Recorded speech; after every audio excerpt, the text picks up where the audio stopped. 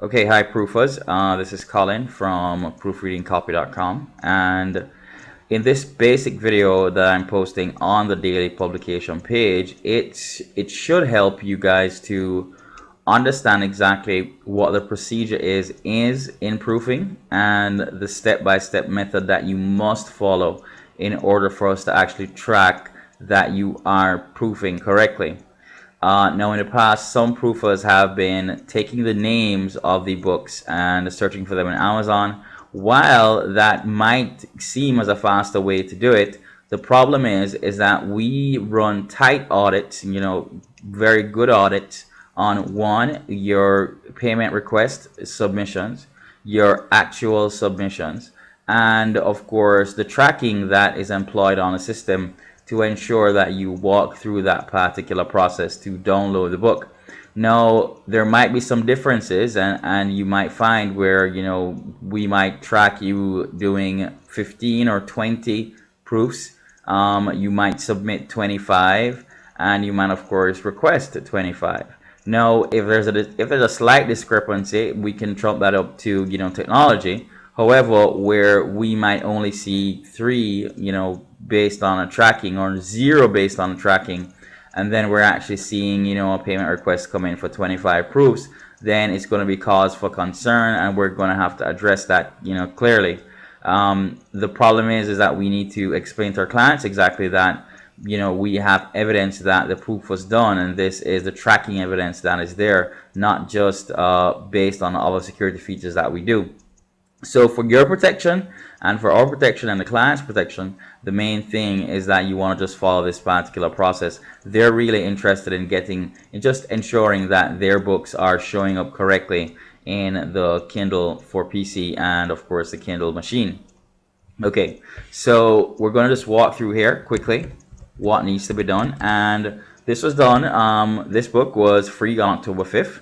There are going to be some more books free on the 9th and on the 10th, and going forward what you'll actually see is a slight bit of changes, because you'll actually see books now. You'll see books that are scheduled to go live on a coming date or a future date.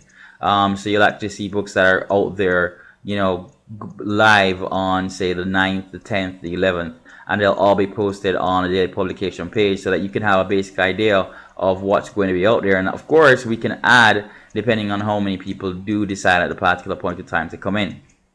Okay, so the first thing that you want to do is to go ahead, when you get to your daily publication page, to look for what's there on that particular date, and then of course click this button here. So once you click this button and the title corresponds with the title that's here, which is Clutter Be Gone, you must click the link here. This is the link that you have to click. Now that triggers the tracking, so you go ahead and click that link. You are going to be taken to the book, and once you're taken to the book page, on the right hand side it would of course say buy with no click. No, though it shows that you have to actually buy or purchase this book, the reality is that when you get to that particular position, it's going to be free. So you can actually just hit the buy now button and the book is going to be free. Once that book is downloaded to your Kindle for PC, then you will be able to go ahead and scroll through the book, ensure that the book is quite fine, and then of course go back to your daily publication page by here, scroll to the end, and then of course you're going to have to enter in your email. If you're logged in, it will automatically, it's going to autofill your email there based on your username, and then it's going to go ahead, you need to enter your username there and the book title. So it would be Clutter Be Gone. You would just enter that book title name there, Clutter Be Gone. Go ahead and delete that and say Clutter Be Gone.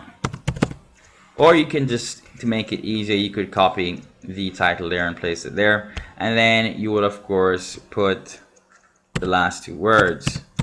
Now I'm not sure what the last two words, so I'm just going to put clutter gone in the last page, and then you fill in the CAPTCHA here, ARR3.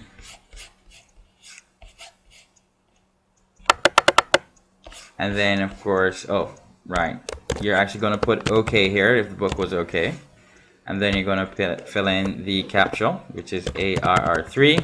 And then you're going to, of course, hit the submit button. It's going to ask you here to please ensure that the last two words of the page are correct, or you will not be paid for your proof. And that's another tracking method here that we go ahead just to ensure that the proofs are done. Again, we want to be able to protect you, and we want to be able to protect our clients and protect the system that we have here. And this is something that we ask every single proofer to go through. And then once you go ahead and hit that OK button, it will be reading, and it's going to ask you to fill in, of course, the forms here. So the reality is that the system works. If you did do that, it would show you a message that your submission was received.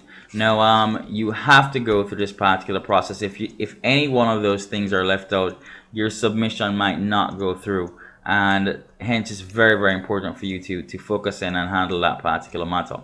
So okay guys, that's basically it, and happy proofing going forward.